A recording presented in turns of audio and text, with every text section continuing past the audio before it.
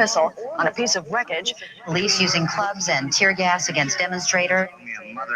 So-and-so and a white fascist. Like they said, you're getting some of your own medicine. Va ora in onda Te la ridò io, l'America, con Matteo De Sio.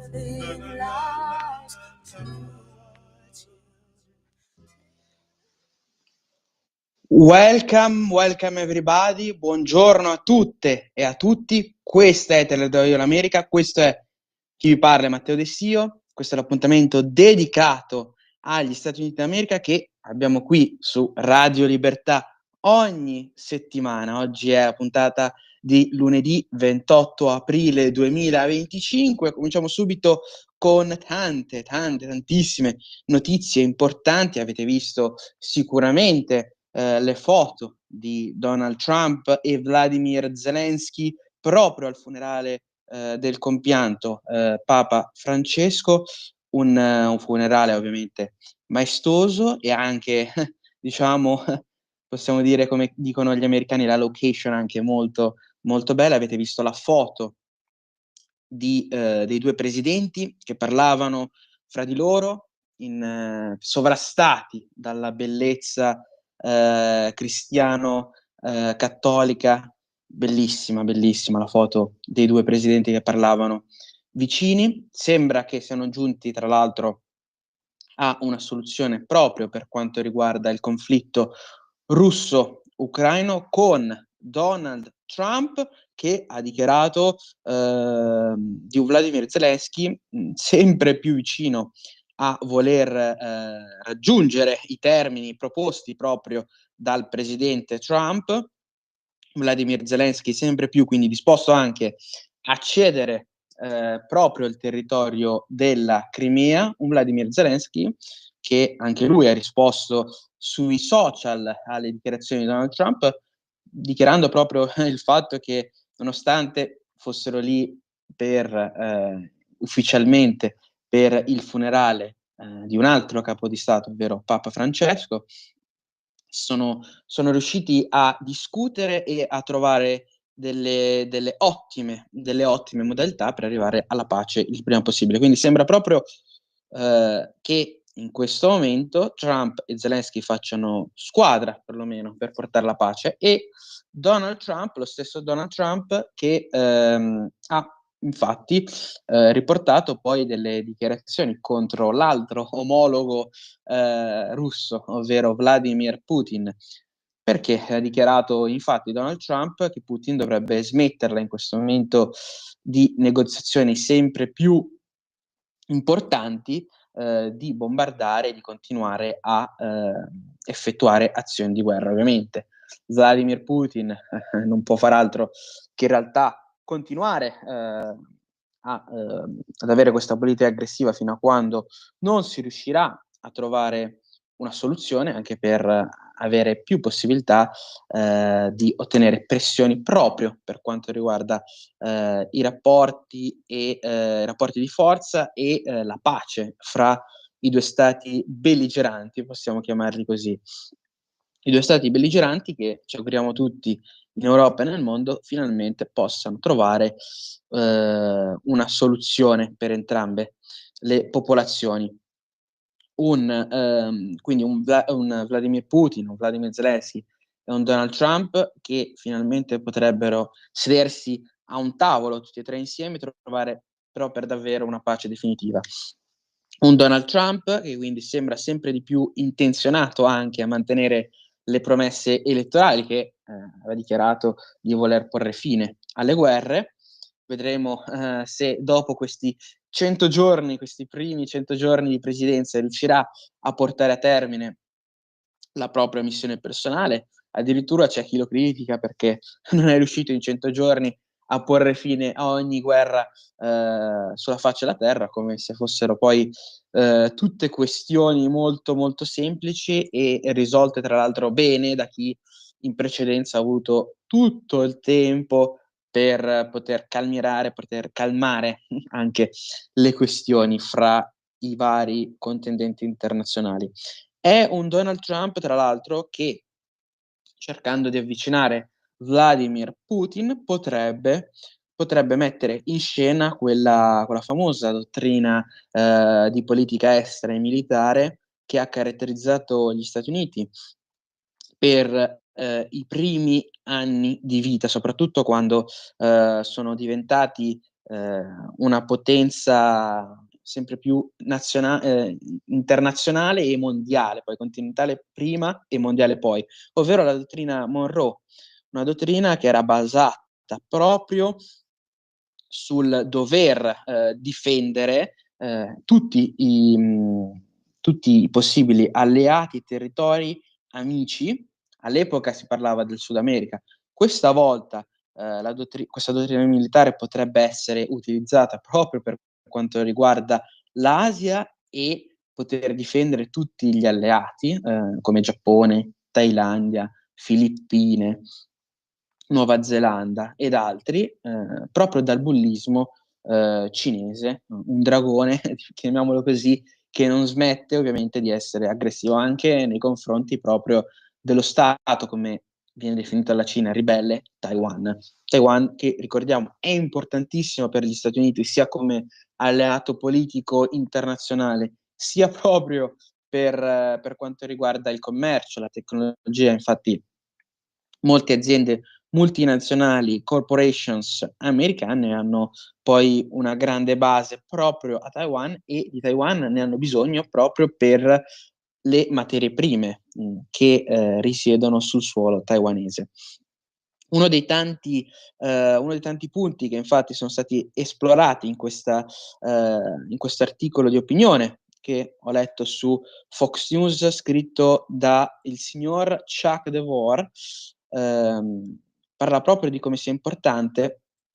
la dottrina anche per quanto riguarda i territori che sono stati contestati internazionalmente proprio a partire dai primi giorni della presidenza Trump, ovvero Panama. Ricorderete il canale di Panama, che poi è stato comprato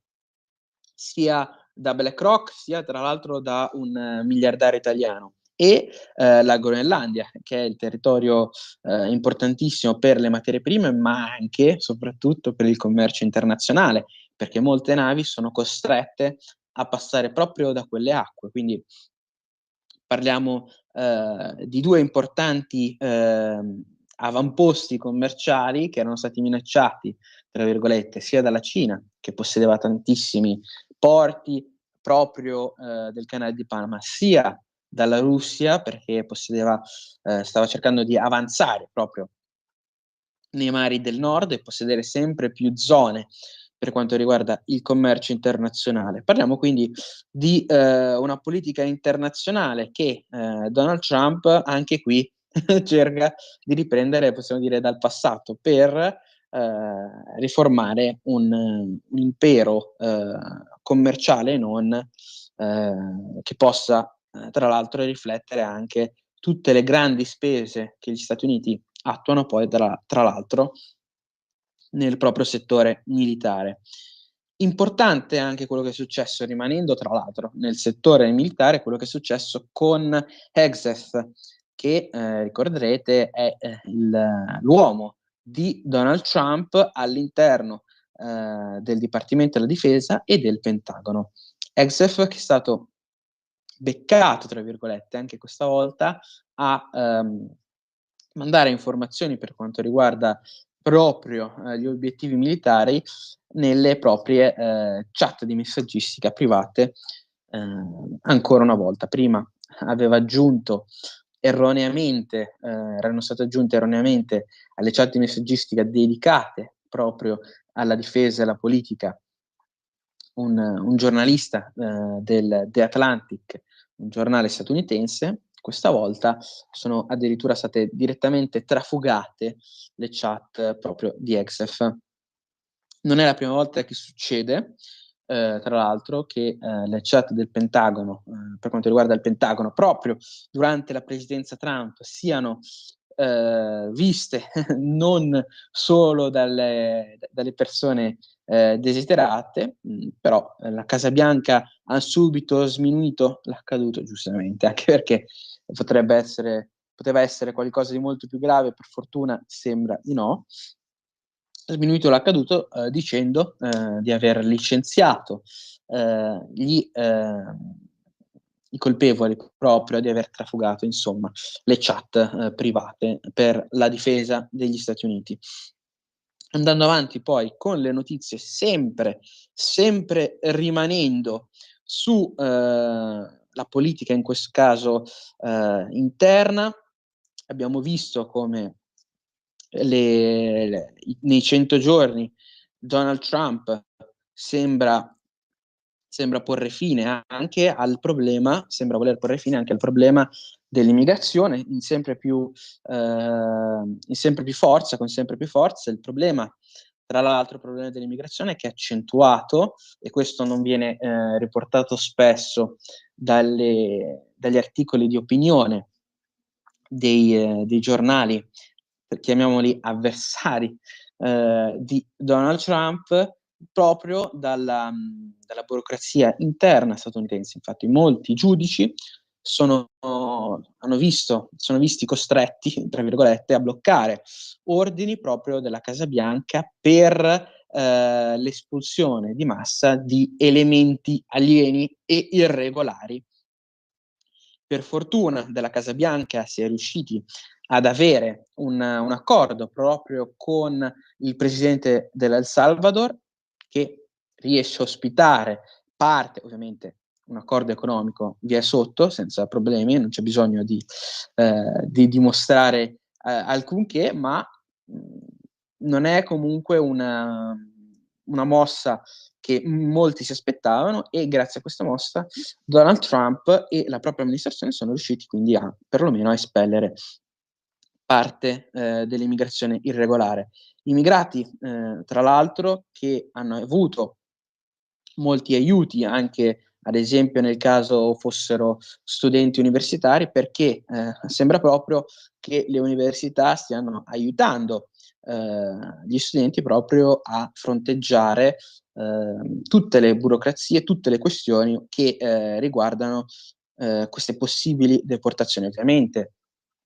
le università in genere aiutano sempre, hanno sempre avuto degli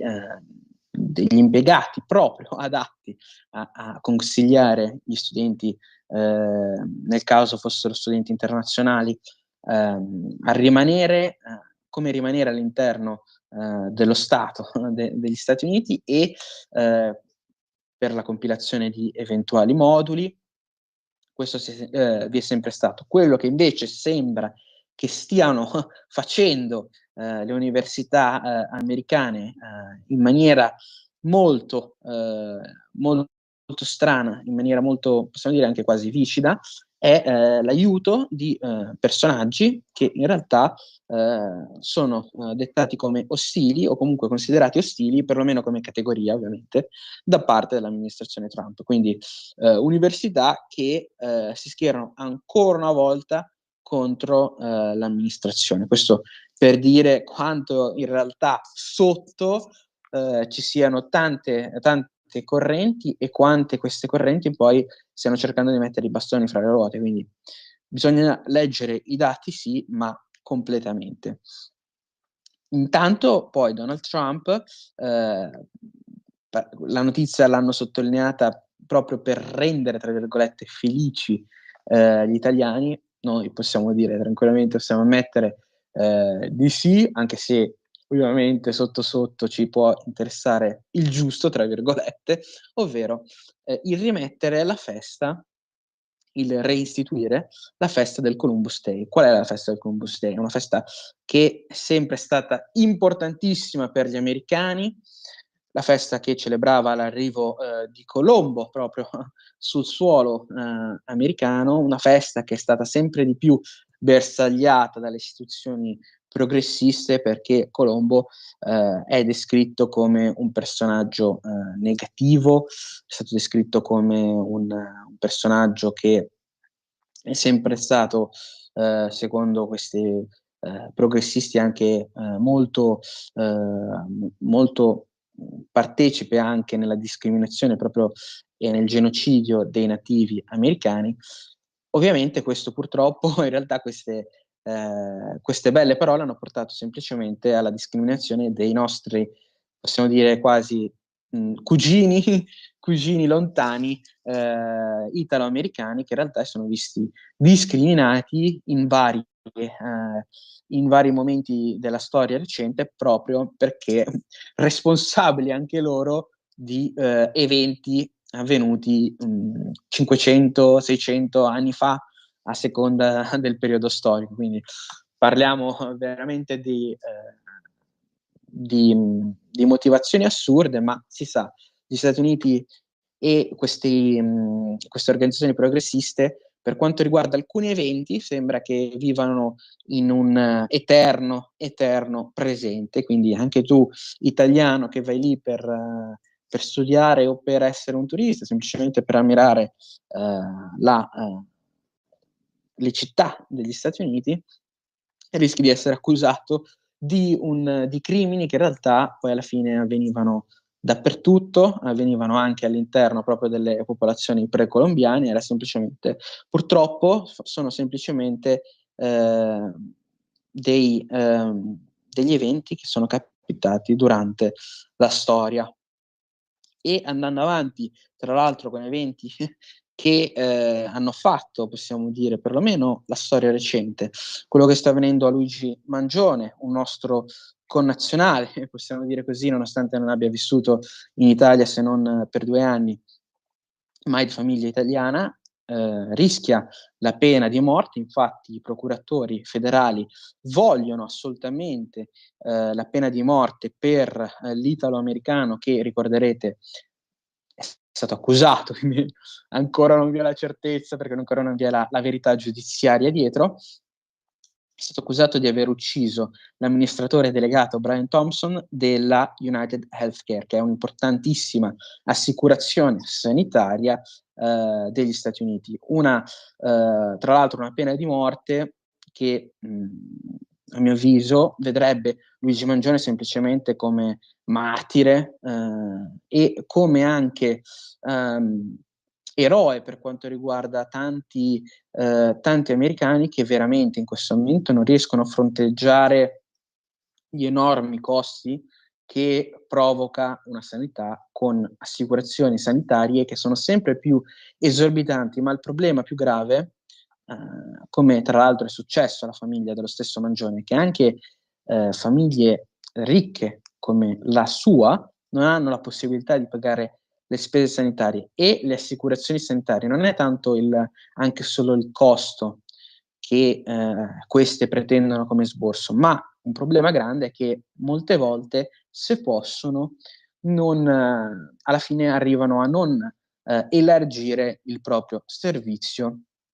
ai cittadini americani, che si trovano da una parte a dover pagare un'assicurazione sanitaria a un costo esorbitante, e in più a dover pagare persino le spese negli ospedali, che le assicurazioni sanitarie non agevolano più.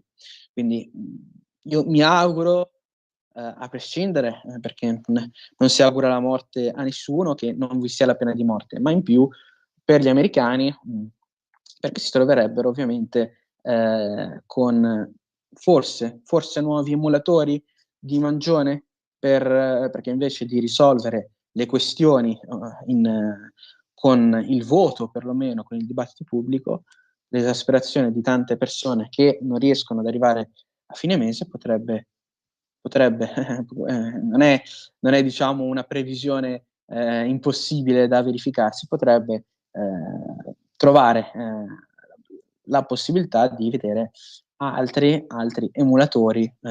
proprio dell'italo-americano. Quindi ci auguriamo un risanvimento anche dei procuratori federali e anche un processo e anche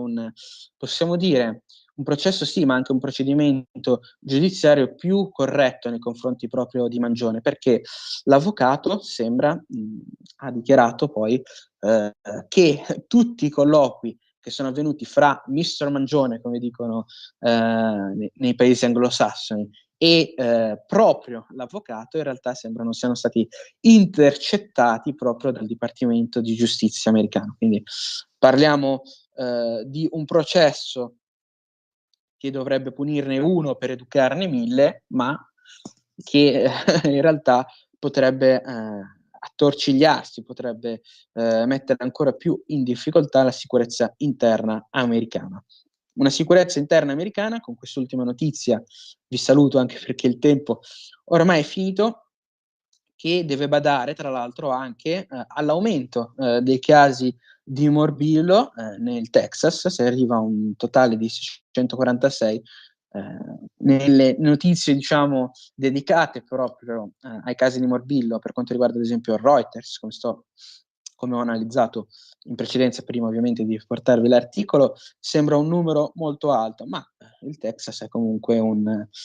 enorme stato all'interno proprio degli Stati Uniti, quindi ci sarebbe da aspettare ora un'analisi proprio del Dipartimento della Sanità proprio di Kennedy Jr. per capire innanzitutto se il Dipartimento procede bene e se c'è un reale problema, se la situazione è sotto controllo e se essere contagiati non vuol dire poi in realtà una morte certa o comunque un problema enorme per quanto riguarda la salute, altrimenti sono numeri buttati per caso che non aiutano a nessuno a comprendere la situazione e se effettivamente vi è un'emergenza sanitaria. Con quest'ultima notizia, il sottoscritto Matteo De Sio vi saluto e vi aspetto la prossima settimana, sempre qui su Radio Libertà. Grazie per l'ascolto, grazie per l'attenzione, una buona giornata a tutti. We attempt to form a strong